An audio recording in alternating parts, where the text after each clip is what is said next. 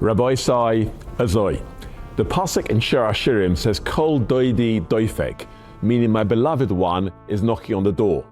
Over the course of the centuries, the great Baalei Musa and Baalei Machshava have associated this pasuk with the month of Elul.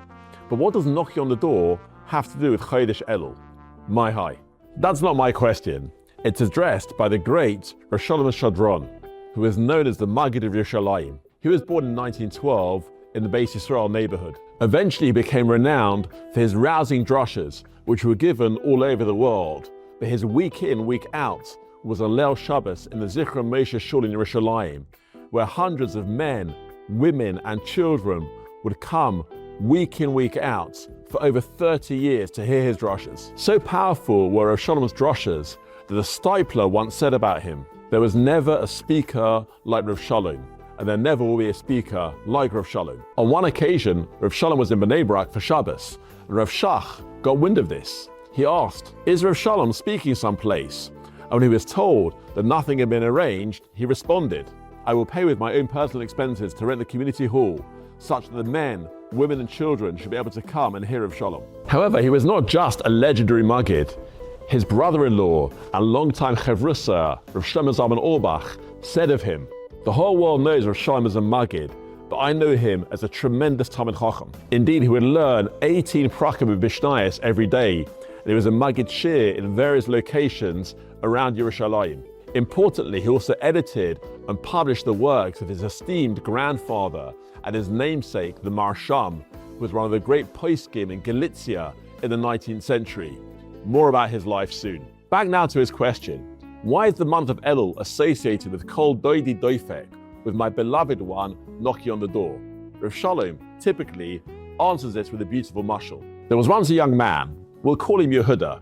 He went from his home in America to learn in Eretz Yisrael, where he eventually set up a beautiful family.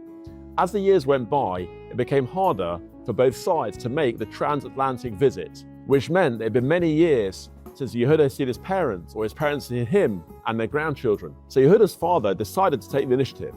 He wrote Yehuda a letter telling him that he missed him so much and he loved him so much, and he's going to come now to see Yehuda in Eretz Yisrael. And who's to know, he said, if I don't come now, how many opportunities will be in the future? Yehuda was delighted to receive the letter and sent his father a letter back saying that he was so much looking forward to the visit. So Yehuda's father purchased the boat ticket and spent the weeks before the trip going around all the shops, buying presents for the grandchildren, each one specifically designed for each child according to his age and his personality. And he boarded the ship. The trip was very long, but he was so overcome with excitement, he engaged with all the passengers, told them about his son and his grandchildren, even opening up his suitcases to show them the presents. After that long journey, when Yehuda's father eventually arrived in Eretz Yisrael, he disembarked from the boat, expecting to see Yehuda and his family waiting there. But to his disappointment, no one was there.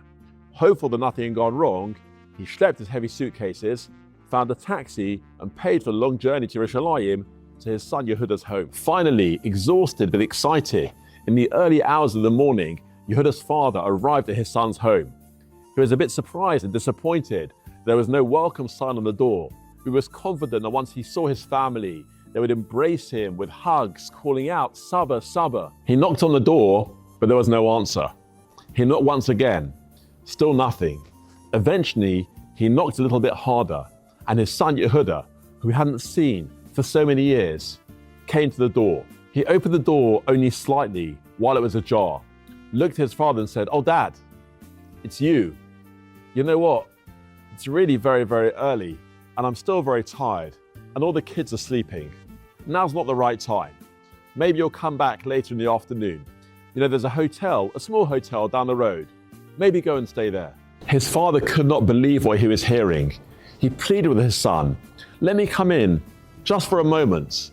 I want to give you a hug. I want to put my suitcases down. They're so heavy. But Yehuda refused. Maybe later. Now's not the right time. Best you go off to the hotel. That afternoon, Yehuda went to visit his father at the hotel, but the hotel management informed him that a very disappointed-looking man had already set off on his journey back to America. The Nimshal, said Rav Sholom, is Elul. Hashem, our loving Father, is knocking on our door. And he's knocking on our door for full of gifts, gifts that are tailor-made for us. Parnasa, health, nachas, hatzlacha. We just need to open the door and let him in. We may feel too tired, too busy, like we've got other things to do. We have to take the chance while it's still here, because it won't be around forever. Elul was known to be a very significant tekufah for Rav Sholom himself. The man who knew how to speak so well, that man of words, for all of Elul took on a tiniest dibur, speaking only words of Torah and Tefillah. He understood that Hashem was knocking on the door. There's no more opportune time to focus on ruchnius, to focus on what really matters. Another strong association of these days with Rav Sholom is that he was the legendary Bal Tefillah in the Yom Noraim in Yeshivat Schwadron for more than 3 decades. And one particular year, during Chazaras HaShatz, all of a sudden he broke away from where the Tefillah was holding and started to hum random tunes. And the people there, davening, thought that maybe he'd lost it, that their Shaliach Tzibur had somehow gone mad. Years later, Rav Sholom's son revealed what actually happened. There was a man with serious stomach issues who was standing near the Shaliach Tzibur's Amud. At a certain stage, those stomach issues got the better of him, rendering it impossible for Rav Sholom to carry on davening. If he'd stopped at that point, embarrassing attention would have been drawn towards the man as he'd been led out of shul. So instead, Rav Sholom started singing his random nigunim and waited, which is what happened, for people around to realize, escort the man out, they were all still focused on the strange music they were hearing, thus avoiding the man becoming embarrassed. Rav Sholom deeply cared for Hashem's children, and he knew, as his mashal shows, how deeply Hashem cares for us. Good Shabbos. If you have any feedback or stories you'd like us to cover, please email glimpsesofgadlus@gmail.com.